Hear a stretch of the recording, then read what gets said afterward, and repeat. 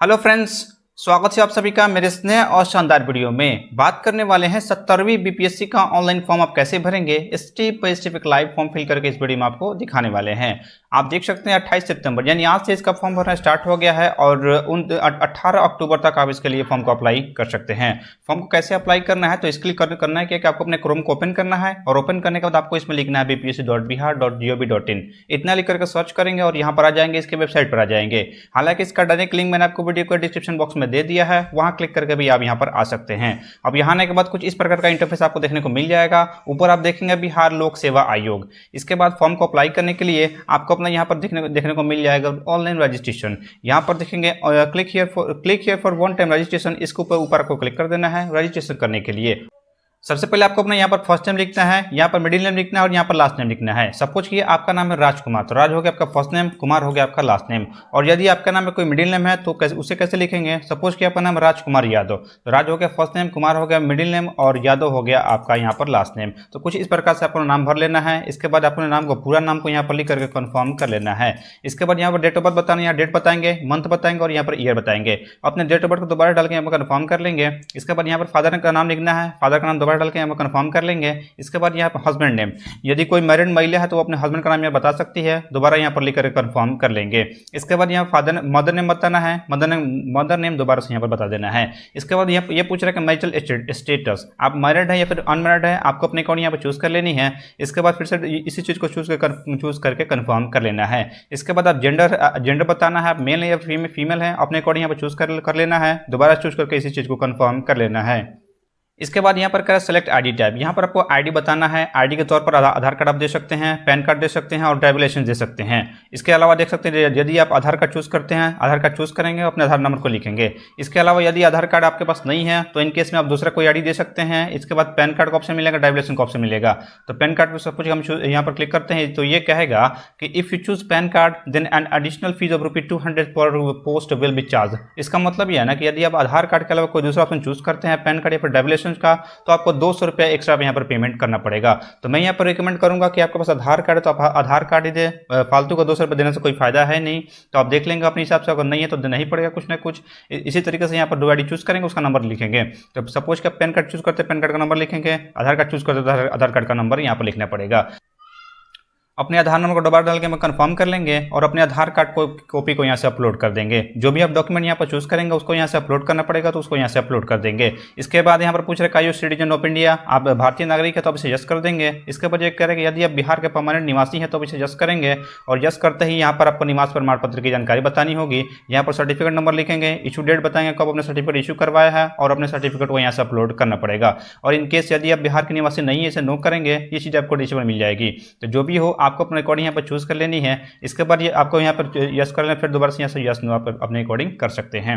इसके बाद आगे बढ़ते हैं। यहाँ पर करें do you belong to any reserve category, यदि आप रिजर्व कैटेगरी से बिलोंग करते हैं तो यस करेंगे और यस करते ही यहाँ से आप अपनी कैटेगरी चूज कर सकते हैं। चाहे आप ईडब्ल्यूएस से आते हो, एससी से आते हो, एसटी से आते हो, जो भी आपका कैटेगरी अपनी कैटेगरी को यहाँ चूज करेंगे और उसका यहाँ पर कास्ट नेम लिखेंगे, कौन से आपका कास्ट का नाम है और यहाँ पर सर्टिफिकेट नंबर लिखेंगे और इशू डेट कब अपने सर्टिफिकेट बनवाए हैं उस डेट को यहाँ से चूज कर लेंगे। इसी प्रकार से यहाँ पर सर्टिफिकेट कहाँ से, बिहार से तो बिहार चूज करके यहाँ से अपने सर्टिफिकेट को अपलोड कर देंगे। इसी प्रकार यदि आप ईबीसी से आते हैं तो ईबीसी चूज करेंगे और यहाँ पर आपको फिर से दोबारा से चूज कर लेना है। चूज करने के बाद यहाँ पर कास्ट का नाम लिखेंगे, सर्टिफिकेट नंबर देंगे और इशू डेट डाल करके अपने सर्टिफिकेट को यहाँ से अपलोड कर देंगे। मतलब कि आपका जो भी कैटेगरी उसे चूज करेंगे और सर्टिफिकेट नंबर लिखेंगे, इन चीज़ों को डाल करके यहाँ से अपने कैटेगरी सर्टिफिकेट को अपलोड कर देना है। और इन केस यदि आप रिजर्व कैटेगरी से नहीं आते तो जनरल से आते हैं, इसे नो कर देंगे और ये चीज़ आपको डिसीजन मिल जाएगी। तो इस प्रकार से अपने अकॉर्डिंग यहाँ पर आप चूज कर सकते हैं। इसके बाद आगे बढ़ते हैं। यहाँ पर क्या रहेगा, आर यू ग्रैंड सन और grand daughter of freedom fighter. यदि आप फ्रीडम फाइटर ग्रैंड सन और ग्रैंड डॉटर हैं तो आप इसे यस कर देंगे और सर्टिफिकेट नंबर, इशू डेट, ये सब चीज़ें बतानी होगी। अगर नहीं है तो आप इसे नो कर देंगे और आगे बढ़ेंगे। आगे यहाँ पर कह रहा है कि यदि आप विकलांग वगैरह है तो आप इसे यस कर देंगे और यस करके आप किस प्रकार के विकलांग उसकी जानकारी आप यहाँ पर बता सकते हैं। और देख सकते हैं यहाँ पर थोड़ा सा एरर मैं इसे कट कर देता हूँ। हाँ, अब देखिए कि यहाँ पर यदि आप विकलांग हो तो यहाँ से चूज करना पड़ेगा किस प्रकार का विकलांग है। विकलांग का सर्टिफिकेट लिखेंगे और इशू डेट बताएंगे और यहाँ से महाविद्यालय को चूज करके यहाँ से अपने सर्टिफिकेट को अपलोड भी करना पड़ेगा। और यदि आप विकलांग नहीं है, सिंपल इसे नो करेंगे, ये चीज़ आपको डिसेबल मिल जाएगी। इसके बाद अगले स्टेप में यदि आप एक सर्विसमैन है तो इसे यस करेंगे और यस करने के साथ ही आपको सर्टिफिकेट नंबर इसे डाल करके आपको सर्टिफिकेट यहाँ पर अपलोड करना पड़ेगा। और यदि आप एक सर्विसमैन नहीं है तो सिंपल इसे नो कर देंगे। आगे कर है एनसीसी कैड है, यदि आप एनसीसी का सर्टिफिकेट होल्डर है तो यस करेंगे, एनसीसी का सर्टिफिकेट नंबर लिखेंगे, इशू डेट बताएंगे और यहाँ एनसीसी का सर्टिफिकेट आपको अपलोड करना पड़ेगा। और यदि आप एनसीसी का सर्टिफिकेट आपके पास नहीं है तो सिंपल इसे नो कर देंगे, ये चीज़ आपको डिसेबल मिल जाएगी। इसके बाद यह करें कि are you Bihar government employ, यदि आप बिहार गवर्नमेंट के एम्प्लॉय हैं तो इसे यस करेंगे और किस प्रकार के एम्प्लॉय हैं अपना पद का नाम बताएंगे, ऑफिस का नाम बताएंगे, प्लेस का नाम बताएंगे और यहाँ से एम्प्लॉय का सर्टिफिकेट नंबर डालेंगे और इशू डेट यहाँ पर चूज करेंगे और यहाँ से अपने सर्टिफिकेट को अपलोड करना पड़ेगा। यदि आप बिहार गवर्नमेंट के एम्प्लॉय वगैरह नहीं है तो सिंपल इसे नो कर देंगे, ये चीज़ आपको डिसेबल मिल जाएगी। इसके अलावा हम आगे बढ़ते हैं, यहाँ पर करें कि एड्रेस ऑफ कॉरेस्पॉन्डेंस, आपको अपना पूरा एड्रेस बताना है। तो यदि आप ग्रामीण क्षेत्र से हैं तो आप कैसे लेंगे, यहाँ पर 3 लाइन आपको देखने को मिल जाता है। तो पहले लाइन में अपना विलेज का नाम ऐड कर दीजिए, दूसरे में अपने पोस्ट का नाम ऐड कर दीजिए और तीसरे में पुलिस स्टेशन का नाम आप ऐड कर सकते हैं। तो इसी तरीके से अपने भर लेना है। और यदि आप शहर से आते हैं तो शहर के अकॉर्डिंग जो भी आता है ना, हाउस नंबर, लोकेलिटी एरिया जो भी होता है अपने हिसाब से यहाँ पर भर लेंगे। इसके बाद यहाँ पर स्टेट का नाम बताएं, कौन से स्टेट के निवासी हैं। इसी तरीके से नीचे जिला का नाम बताना है, कौन से जिला पर निवासी, जिला का नाम यहाँ से लिख देंगे।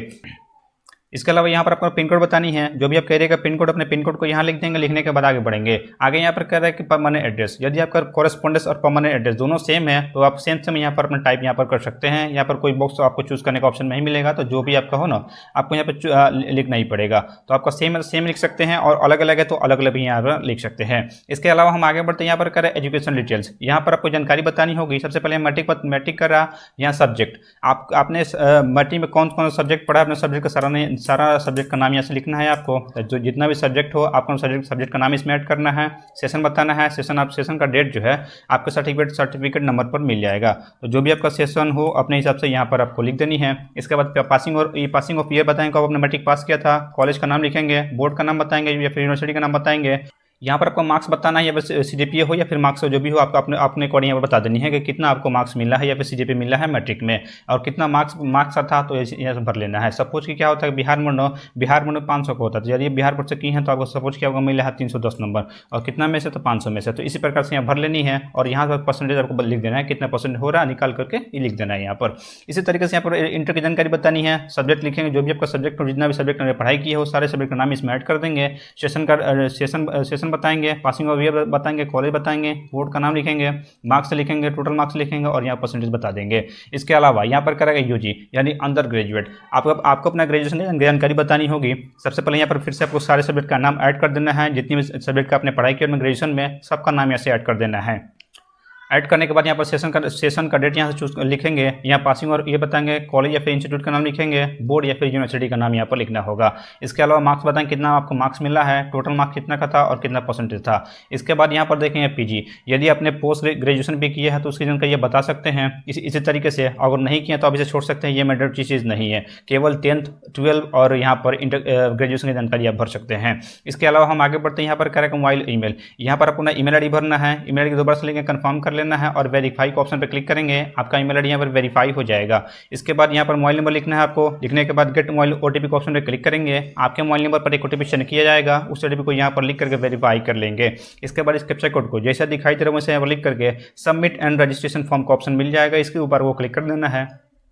इसके बाद आप यहाँ पर देखेंगे फ्रेंड्स, आपका रजिस्ट्रेशन यहाँ पर कंप्लीट हो जाता है और आपके सामने यहाँ पर रजिस्ट्रेशन नंबर, यूजर नेम और पासवर्ड यहाँ पर देखने को मिल जाता है और ये यूजर आईडी पासवर्ड आपको मोबाइल नंबर पर भी भेज दिया जाता है। अब आपको लॉगिन करना होता है, तो लॉगिन करने के लिए आप फिर से इसी वेबसाइट पर आएंगे। अब यहाँ पर आने के बाद आपको फिर से लॉगिन करना है, तो लॉगिन करने के लिए आपको ना यूजर नेम यहाँ लिखेंगे, पासवर्ड लिखेंगे और इस कैप्चा कोड को यहाँ लिख करके लॉगिन के ऊपर क्लिक कर देंगे। तो चलिए फटाफट यहाँ से अपना लॉगिन हम कर लेते हैं। इतना करते ही आप देखेंगे आप इस पोर्टल पर यहाँ पर लॉगिन हो जाएंगे। लॉगिन करने के साथ ही यहाँ पर देखेंगे 17वीं बीपीएससी का एडवर्टाइजमेंट यहाँ पर देखने को मिल जाता है, integrated 17th combined competitive exam. यहाँ पर आप देख सकते हैं, यहाँ पर ऑनलाइन अप्लाई मिलता है, इसके ऊपर आप देखेंगे यहाँ पर click to view your details, यहाँ पर क्लिक करके आप अपना रजिस्ट्रेशन का यहाँ पर डिटेल्स देख सकते हैं। अब आगे बढ़ने के लिए यहाँ पर मिलता है ऑनलाइन अप्लाई, इसके ऊपर आपको क्लिक कर देना है।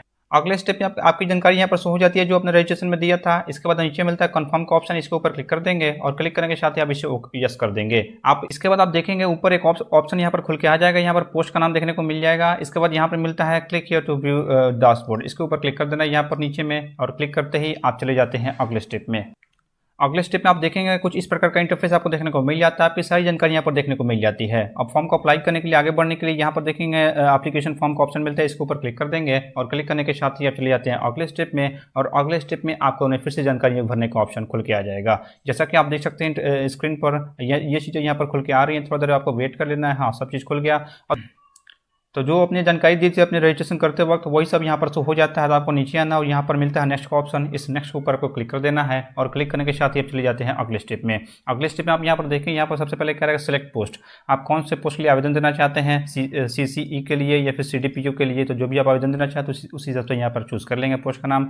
इसके बाद नीचे आता है, यहाँ पर कह रहा है फिर से आपको अपना क्वालिफिकेशन का डिटेल बतानी है। यहाँ पर मैट्रिक जानकारी करा है, यहाँ पर सब्जेक्ट का नाम लिखेंगे जैसे हमने पीछे लिखा था। सब्जेक्ट का नाम लिखेंगे, सत्र बताएंगे और उत्तीर्ण मतलब कौन से ईयर में आपने किया था। इंस्टीट्यूट का नाम बताएंगे, बोर्ड का नाम बताएंगे, फिर यहाँ पर मार्क्स बताएंगे।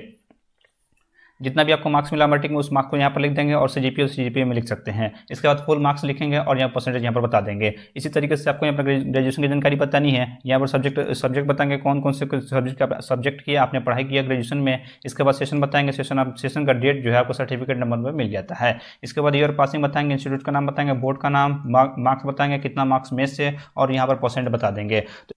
इसके बाद नीचे यहाँ पर कह रहा है कि सर्टिफिकेट नंबर, आपको अपना मैट्रिक का सर्टिफिकेट नंबर लिखना है। यहाँ पर सर्टिफिकेट नंबर लिखेंगे। लिखने के बाद डेट ऑफ इशू बताएंगे, कौन से डेट को आपको सर्टिफिकेट इशू हुआ है। इसके बाद यहाँ पर अपने सर्टिफिकेट को यहाँ से क्लिक करके अपलोड कर देंगे। और एक चीज़ आप यहाँ पर ध्यान देंगे फ्रेंड, जो भी आप चीज़ यहाँ पर अपलोड करेंगे वो मैक्सिमम साइज जो है PDF में होना चाहिए और 100 KB से कम का होना चाहिए। इसके अलावा यहाँ पर देख सकते हैं ग्रेजुएशन का सर्टिफिकेट नंबर मांग रहा है। ग्रेजुएशन का सर्टिफिकेट नंबर लिखेंगे, इशू डेट बताएंगे और यहाँ पर ग्रेजुएशन सर्टिफिकेट यहाँ से अपलोड कर देंगे। इसके बाद यहाँ पर कह रहा है कि यदि आप प्रीवियस में कोई काम वगैरह किए हैं तो उसकी जानकारी बता सकते हैं। पद का नाम बता सकते हैं, अस्थायी था या फिर टेम्प्रोरी था, किस प्रकार का जॉब था, उसकी जानकारी बता सकते हैं। और नहीं है सिंपल इसे नो कर देंगे और आगे बढ़ेंगे। आगे 11 नंबर कह रहा है कि यदि किसी सरकारी बिहार लोक सेवा आयोग, विश्वविद्यालय, अन्य आयोग द्वारा संचालित परीक्षा से निष्कासित आपको किया गया है तो यस करके आप उसकी जानकारी बता सकते हैं। और नहीं किया गया तो सिंपली नो रहने देंगे। इसके बाद 12 नंबर में कह रहा है कि उम्मीदवार ने जिन स्थानों पर विगत 3 वर्षों में 6 माह से अधिक निवास किया है उसका विवरण दे। मतलब ये फ्रेंड समझिए, इसमें क्या है कि 3 वर्ष में अगर देखा जाए तो आपने कहीं दूसरा, आपका घर कहीं और है और कहीं जाकर आप रहे हैं 6 महीने या फिर 6 महीने से ज़्यादा रहे हैं तो उसकी जानकारी बता देंगे। यहाँ पर कहाँ रहे उसका निवास का स्थान बताएंगे, डेट बताएंगे कब से और कब तक, यहाँ से बता देंगे और डेट कब से कब तक आप रहे हैं। उसके बाद पूरा एड्रेस बताएंगे उसका, जहाँ आप रह रहे थे उसका पूरा एड्रेस आपको बता देना है। यहाँ पर निवास का स्थान में अपने गांव का नाम, जिला का नाम दे सकते हैं और यहाँ पर पूरा एड्रेस बता सकते हैं। तो 3 ईयर्स में जहाँ भी आपने 6 महीने या फिर 6 महीने से ज़्यादा कहीं निवास किए हैं अपने घर छोड़ करके तो वहाँ पर इसकी जानकारी आप बता सकते हैं। अगर नहीं किए हैं तो आप यहाँ पर नहीं भी दे सकते हैं। इसके बाद नीचे यहाँ पर कह रहे हैं उम्मीदवार की लंबाई, आपको अपना लंबाई बतानी है, यहाँ पर सेंटीमीटर में बतानी है, यहाँ पर फीट में बतानी है और यहाँ पर इंच में बता देनी है। इसके अलावा यहाँ पर कह रहा है कि छाती की चौड़ाई आपको बतानी है, सेंटीमीटर में बतानी है, इंच में बतानी है और सेंटीमीटर में यहाँ पर इंच दोनों में बतानी है। तो यहाँ पर बिना फुलाए वाला यहाँ डालना है सेंटीमीटर और इंच में, और यहाँ पर छाती फुलाने के बाद आपको डालना है कि फुलाने के बाद कितना सेंटीमीटर में आया, कितना इंच में आया।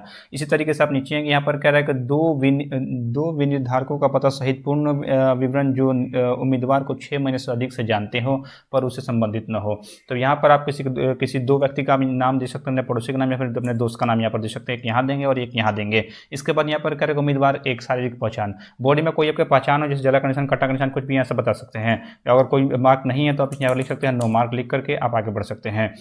इसके बाद नीचे आते हैं यहाँ पर correct click here to capture, यहाँ पर क्लिक करेंगे और आपके सामने कैमरा ओपन हो जाएगा और यहाँ से आपको फोटो यहाँ पर लेना है, लाइव फोटो यहाँ पर लेना है। तो सही से आपको लेना है कि जहाँ पर लाइटिंग वगैरह सही हो और चश्मा टोपी वगैरह आप नहीं पहने, अच्छे से अपने फोटो यहाँ पर ले लेना है लाइव। इसके बाद यहाँ पर अपना इंग्लिश का सिग्नेचर अपलोड करना है, यहाँ पर हिंदी का सिग्नेचर अपलोड करना है। और इसका जो क्राइटेरिया आप देख सकते हैं मैक्सिमम जो 15 KB होना चाहिए, 15 KB से कम कहीं आप अपनी चीज़ों को यहाँ से अपलोड करेंगे। इसके बाद अपलोड करने के बाद आप नीचे आएंगे और यहाँ पर आपको इस बॉक्स को टिक आउट करना है और टिक आउट करने के बाद आप यहाँ प्रीव्यू के ऑप्शन पे क्लिक करेंगे।